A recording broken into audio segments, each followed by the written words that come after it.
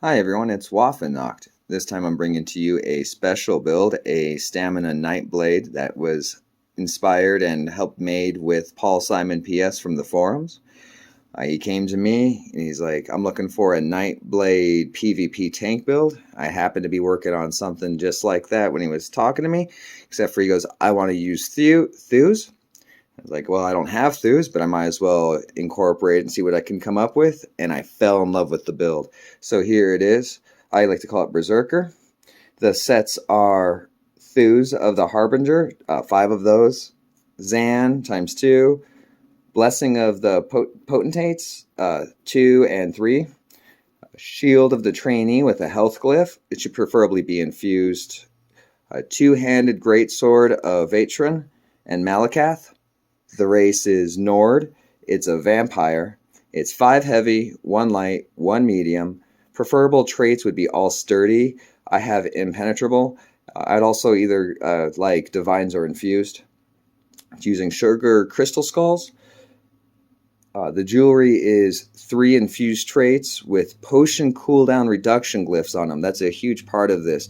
It's in order to use potions about every 21 seconds. That way you get an equivalent of an ultimate a second from the Nightblade passive.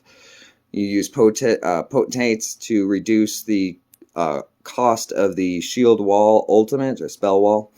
That way you can keep it up. He did the math. He said he was keeping it up for at least 33%, up to 66% on his version of the build. Completely different version of mine. Mine's far more offensive and more stamina based on like using the 2-handed. I did try other versions with like the Frost Staff, back bar, Vateshran Staff, Frost Staff, which was a really good combination defensively. However, the offense, I couldn't kill anybody. Now, I mean, it could kill some people, but not nearly as reliable as this build can, thanks to the 2-handed Vateshran plus Dizzying Swing plus Executioner. Speaking of abilities, I'll just go through those in a moment. That's the Sword and Board bar is Pierce Armor with Leeching Strikes, Dark Cloak, Defensive Stance, Shielded Assault, and the particular ultimate, the Spell Wall, very important. The 2-handed bar, which is the back bar, has Elusive Mist, Rally, Executioner, Bone Shield, Dizzying Swing, and currently Soul Harvest. I would prefer Dawnbreaker for the passive weapon damage gains. However, this character doesn't have it unlocked. It also does not have the Undaunted Metal unlocked. Preferably, you do want to be chugging down potions, tri-potions, or any potion that gives stamina. You do need a lot of stamina for such a build because of your shields stacking and your abilities mostly requiring stamina. The attributes are all health with the Serpent Mundus. The Sword and Board weapon is Sharpened and preferably, again, infused on the shield for more health in order to get a better defensive stance and more damage on Thews. Preferably on the 2-handed back bar, you would have Sharpened. Mine came with Nirnhound, so I didn't feel like spending the transmutation crystals to change that into Sharpened. I felt like Nirnhound is a good second place. The particular reason why I picked Rally was because I wanted a little bit of health gain, as much health gain as I can get. So I'm going to go into the build here. Some video examples. Right off the bat, it's a great example of the offensive and defensive capabilities. I like to use the block and the spell wall when an opponent decides to go very offensive. That way they're not paying attention to their health. And when it gets low, that's when you start using Zaan and 2-handed attacks in order to bring them down. It's just got enough teeth to start killing your opponent. It's got Mist form with the shields and some decent health regen, so it's very hard to kill when you're in Mist form. And it has a great comeback potential, as an example right here. These opponents clearly don't know I'm using Thews at the moment, so they just keep attacking me and losing a lot of their health, and then I'm able to counter with my 2-handed abilities while I'm using the block from Spell Wall, dealing more damage with Thews and having a lot of health from Dark Cloak and the Leeching Strikes or Siphoning Strikes in this case. The build does extremely well. I became a big fan with it once Paul Simon really convinced me to drop Explosive Rebuke, which was the set before I was running Thews. It is a bit more meta, but the overall build I think is not that meta. I mean, sure, you're using Zaan and two-hand and Thews. However, you're using it in a way that you almost never see people use it in such an offensive way. It's got a great amount of defense. I mean, Elusive Mist is pretty strong in and of its own, along with procs, along with having a massive amount of health.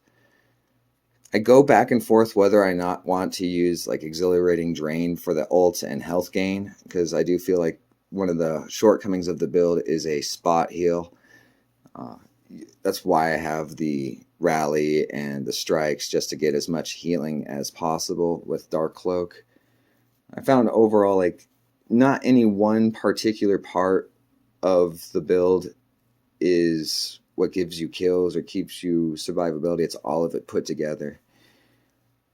In no CP you can't perma block, but I found with CP you can easily block all day long and kill a lot of opponents without them really doing much. I prefer no CP, and at the end of this clips I show my open world mayhem experience taking out some PvE players. For the first time ever, I decided to hunt some PvE players, and that'll be coming up in a little bit. See, you can't always rely on your procs. I also found that the better players, 16-1, the better players can counter Zaan and two-handed, so you really got to rely on a bit more than just, like, for example, like players will say you can proc and then go into mist form. That's not good enough. You got to be able to do something a bit more reactive, a bit more active input to actually get kills. And that's why I have the two-handed Dizzying Swing Executioner. Does not do massive damage, but it does like spammable damage. And spammable damage for such a build is very, very necessary, very useful. As you can see, like a lot of these people are just losing tons of health because of Thews. And while you're running a two-handed, no one really thinks of Thews. Everybody's thinking it's tied in with Sword and Board or with Frost Staff. So when you're sitting there swinging away, people are not thinking to themselves that they're being killed by their own attacks. Maybe if they check out their death recap. Maybe. Spell Wall is great, you know, bouncing the projectiles, proccing Thews, making it where you're almost invincible for 7 seconds. And again, like I said, Paul, he's timed it out. He's my math guy. He figured that like 33% uptime at worst. I figure that's got to be huge. And then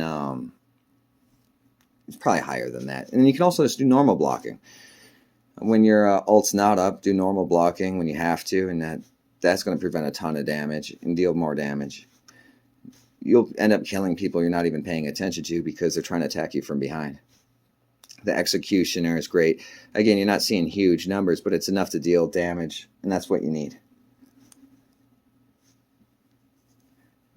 I try to do the medium attack to proc Vateshran. Get into a bad habit of only doing mediums because the build does like using a full-fledged heavy attack to return stamina. And if you let it go too early or hit an ability too early, you're not going to get that stamina back. And sometimes that can cause you to die. I've had that happen to myself. It's at the very end of the video is where I'll actually show I didn't, or I released the medium too early, didn't get my stamina back, got CC'd and died. These are just great examples of Thews doing its job, survivability, and how the build actually performs. I have had against better opponents. I've never really had any negative matches. I've had where I was 0 with a lot of assists, like 4 and 4, but that was the worst. Pretty boring though. But these are much more entertaining. A much more better example of overall how the build does as well, especially against typical players. Like when I went into the open world, you'll see a good example of just slaughtering PvE players and some PvP players. Like 9-0, showed you 16-1 earlier. A lot of people will also recommend using Dizzying Swing and then charging up your heavy attack. I don't see them releasing at the same time like people claim. Maybe I'm just not doing it right. But they say it can be like land at the same time. That way your Vateshran two-handed goes off at the same moment. You can go straight into Executioner. I try it. Maybe it's working. Maybe I just can't tell on my end. But that's what I'm trying to do half the time. Weaving light attacks, always. Sword and board that reflect. A lot of people just, I think, personally underestimate the ability of the reflect. They prefer the heal. I'd rather reflect a crystal fragment that's potentially going to do like at least 5k than heal for 2k. I think that's probably a net loss because I don't think it just negates when you absorb it. It says absorb, but instead of reflecting, you gain X life. I don't know if you still get hit hard. I think you probably would. That's why I always use that one. I switched over to shielded charge rather than invasion because, you know, everybody's CC breaks immediately nowadays anyway. And then you get a 3k, that's after Battle Spirit, a 3k shield afterwards. That's enough to negate like 2 dots, maybe a very small light attack or something, but that's still adding to your survivability while being offensive. In this one, I did not have Elusive Mist unlocked yet, nor do I have Race Against Time unlocked, and I did not feel like unlocking all these things in Undaunted Metal during Mid-Year Mayhem. I wanted to participate in that, so I went with what I had until I got better stuff later on. A lot of people using Mistform now. It is a very strong ability. I assume my success against it's mainly due to a lot of the procs being dot damage. A weakness of this build is a heavy dot build. A lot of Dragonite dot builds will melt right through your blocking because they can't be blocked that damage, or the damage just adds up. Even though it's not a whole lot of damage, it's just a whole lot of damage over a small amount of time. Again, your resources, you got to make sure you maintain your resources pretty well with this build. You have almost no regeneration. Sure, you have minor and major endurance, but when you have very little, it doesn't get you that high. 17 and 0 is a good example. Now here is the open world clips. I still feel kind of bad for killing PvE players, but out of the 6 years, I have never hunted them down before, so I finally wanted to participate, and it is a lot of fun. As you can see, a 3 versus 1, but against people who weren't really prepared to do PvP, it's not nearly as fair as you would think it would be. I'm sure these people, if they were on the forums, would complain. But, you know, we've all been on the receiving end, I suppose. At least I know I have been. And it's only fair that once out of 6 years I get to participate in this, right? Some odd build this person's running. I think that was Tinkerer that knocked me, like double knocked me up in the air. I've noticed that. I think that's Tinkerer, and it might be some sort of bug, but it seems like a double knock up rather than just one. Annoying. This guy was just chilling in this castle by himself, and there was 2 of my teammates just standing outside, just waiting. And so I rode up and dove right in. And this is the end result of that. I wasn't too sure what the allies were waiting for. Or you end up seeing them here right there. Now he pops in now. But, yeah. Maybe this guy... Oh, real quick. Soul Assault is a great ability that you want your opponent to use against you. They will tick Thews so much that unless they cancel it out quickly, they're going to kill themselves. It's really funny to watch that happen. Clearly a PvE player, you know, almost feel bad about killing him, but he's good. And he's got the name Bloodletter, or he's got the title Bloodletter, so he's got to be a PvP player. You don't get that not playing PvP. So you can't feel that bad for me attacking him, right? And see here, I actually know this is a good player, not because I know him or anything, but because of how he attacks. He just foolishly didn't break Zaan first. That would have been a much better play had he broke Zaan first. See, Soul Assault with my spell wall does a lot of damage to them. I would be doing a lot more damage had my food not ran out here, and I actually had none on me. So this is some PvP without food, which is huge because you can tell how low my health is. And that's a big part of the whole build. I never noticed before there was a blue guy in the background. Never ended up seeing him. Some blue guy just rides off in the background. I wish I had saw that at the time. Zaan, just waiting for Zaan the proc. And once Zaan procs, then going into like executioner spam is huge. Because one, they're going to be basically having a heck of a time dealing with the damage from Zaan. And once they even get low, even if they can manage Zaan, that executioner spam might as well be just a matter of time before they die. That's what I like to do. That's why I like the two-handed, especially on the back, because you go straight into one of the best executioners. Sure, Nightblade does have Killer Blade, but it curves much lower. It starts curving at 25% and only does 300% more damage. This one curves at 50% and deals up to 400% more damage. Even though the tool tip's the same, you're getting way more out of Executioner than you are out of Killer Blade. Poor guy just kind of showed up, and I wasn't going to let him take my area. This one, he's high level. I don't know if he was just trying to like get me to feel bad and not kill him here because he doesn't do anything except for block. But again, I didn't want to go easy on anybody during this mayhem time. Now this one is very justified. I just saw him kill one of my buddies. Anyone on my team's my buddy. All of my characters are Dominion, by the way, so 100% Dominion. Though I don't really care about factions, I just prefer the Dominion area. This is all no CP as well, so don't be thinking I'm like getting a huge advantage by facing down a 274 CP guy or a 760 CP guy.